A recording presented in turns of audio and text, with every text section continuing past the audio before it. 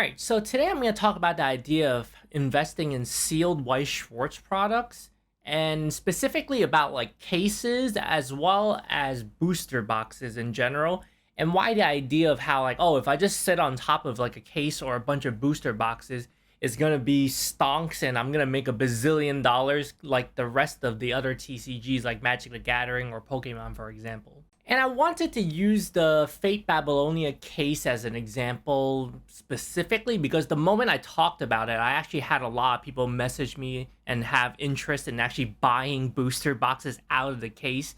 And I'm going to explain to you why there's such a great interest in it, right? It's because everyone knows that if you were to buy loose booster boxes, all of them would be mapped and there is zero chance almost of you getting an SP, which is why everyone's like, oh man, if it's a sealed case, then it's guaranteed to be live, right? And that's the flaw that's involved in investing in sealed products and buying sealed products when it comes to Weiss Schwarz. And the first reason why I think most people should not invest in sealed products for Weiss Schwarz specifically, for example, or just sealed products in general for any collectibles in trading cards specifically, is that unless you're super knowledgeable about the market as well as the product, it's very, very, very, very hard for you to tell if something has been resealed or tampered with. I don't care if you looked up, oh, someone said, this is a sealed case, been sitting in there, it's a reputable seller. You don't know how many times that these items have changed hands, right? So a most famous example would be most recently, I think last year, Logan Paul bought like a $4 million almost, like $3.5 million Pokemon sealed case. And what ended up happening was it was resealed and all that was in it was G.I. Joe cards. So I want you to think about this, right? Before you buy one of these cases for $1,000, $2,000, $3,000, or however much it is for first edition or whatever it is, you have to think about how many times have these changed hands? How many people has it been through? And how do you know that it's not tampered with, right? So I'm going to open my Babylonia case because I know there's one sort of issue with it that some people might not know and might not expect. But in general, think about it, right? You're spending $2,000, $3,000, and a lot of times some people might be holding on to this case. Let's say your sealed case was tampered with and you held on to that case for 20 years. And in 20 years, when even if for whatever reason the price is really high and you sold it for, I don't know, like triple, quadruple the price, think about it though. If it ended up being a case with an issue, it was resealed, it was tampered with or whatever it is, or maybe there was an error in the box, think about how you're going to explain it to the buyer that, hey, you know what? It didn't have the number of SPs it was supposed to have. And do you think that you could just explain like, oh, maybe it was just an error? And in the case that if it's not guaranteed for you to even have a set number of SPs compared to other trading card games, right? Because this is the issue. With Weiss Schwarz, every set has a certain number of SPs in each case, sealed case, supposedly. Like 7 Deadly Sins had 2, Camelot has 2, some of the other sets have 3 per case, right? But outside of those SPs, most of the other cards are almost completely worthless, as opposed to when you're collecting other trading card games like Pokemon, Yu-Gi-Oh, or whatever it is. In the case, there's still hits where the cards would be valued, where it's completely not the same in Weiss Schwarz. If you don't hit a SP card, a rare card, pretty much the value isn't there anymore. What's the difference between you buying a sealed case and paying a premium as opposed to paying for a loose box, which is way cheaper, or should be way cheaper, right? So as both a buyer and a seller, you have to think about, okay, if I'm buying this, I'm buying it because I'm guaranteed for the set rate. But how would you know unless you actually crack open the case if you're investing in the sealed product, if you get what I mean? In the case that, if you're just going to crack it open right away, even if you crack it open and someone tampered with it, how are you going to, say that, okay, they might just tell you that it was an error box and, it just happened to not have any SPs and you can't prove that, right? And there's not any specific way for you to tell like, oh, was the case resealed? You can't tell. And I know there's going to be some smartass in the comments that are going to be like, oh, you could tell based on the seals, there's tamper proof or whatever bullshit it is. Same thing happened in a Pokemon case where it was like $3.5 million and it went through how many other people to like, oh, okay, it looks pretty legit, right? but it turned out that it wasn't. So this is why I say that, as both a buyer and a seller, as a seller, you're taking up that responsibility that, someone might come back to you and say that you scammed them. And as a buyer, if you bought this, and let's just say you sat on this purchase for like years, and only years later you found out that, inside that case is just a bag of rocks or whatever it is. And unless you open it, there's no way for you to be able to tell what's inside that sealed case or what's inside that sealed booster box.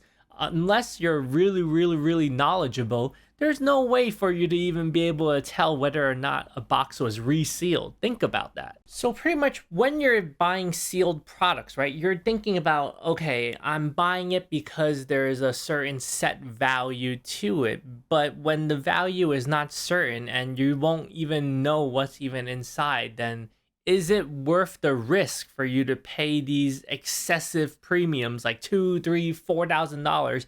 And let's just say, like later on, like 5, 6, 7 years later, is someone gonna be willing to pay $7,000, $8,000, $10,000 for the risk of getting bamboozled, as opposed to if someone was just to buy a single card and end up, just getting what they wanted? So that's why I see a lot of people in the comments when they say call me an idiot and go like, oh, okay, I'm just gonna sit on top of a seal of Dragon Maid or whatever bullshit it is, right? Think about that. If you're already buying these cases at $2,000, $3,000, and then you're hoping to resell this for $5,000, $6,000, you have to think that, will it still be popular, on top of the fact that will people be willing to take that risk of whether a case was tampered with or not? And if other people are buying it to invest in it, if you're buying it to invest in it, think about it. Will you be willing to take that risk of sitting on top of a case that might have been tampered with and having it sit in your closet for like 5 to 10 years, only to find out 10 years later on that it was just full of garbage and someone stuffed it with something else, or someone mapped the boxes and then resealed it? All right, so I was gonna open this Babylonia case anyways for myself, and I don't plan to sell it, so I'm gonna crack it open, right? So the first thing I really wanted to point out was, let's just say you had a case and you didn't open it, right? And then you're gonna move it around and you're like, what's that sound? Do you hear it? There's this rattling sound inside, and if you had a sealed case, you'd be like, did someone put a bunch of rocks inside my case? This case was already opened by customs already, right? As well as the shop told me that since it was sent overseas, this case was actually opened prior because they were going to sell this as individual boxes. So I guess in the country, they actually ended up having to put their store sticker onto each individual booster box, but it's still part of the case. They guaranteed it for me. They actually told me to open it on the spot, but I didn't want to because I wanted to kind of do it on the channel. But it's just something, okay, so I was like, it's rattling, and then, is there like rocks inside and not actually a booster box? Did I get ripped off? And then I was like, oh man. So since it was opened by customs anyways, I opened it just to check myself, and in this case, great, has the mat, so everything's fine there, and then everything else is fine. Has all the booster boxes in there, everything's intact, and then you'll ask yourself like, oh, okay, so what's that sound? So the sound of like that rattling of, you're like, oh, okay, sounds like rocks. It's actually just like the booster packs inside the box just like sliding around. And then as you see here, the shop itself, each box is sealed and it's perfectly fine, but the shop itself actually put a sticker on there, right? So in this case, I have a sealed case of all the booster boxes. I have the case topper and all that shit. Let me get this out of the way first. Ugh.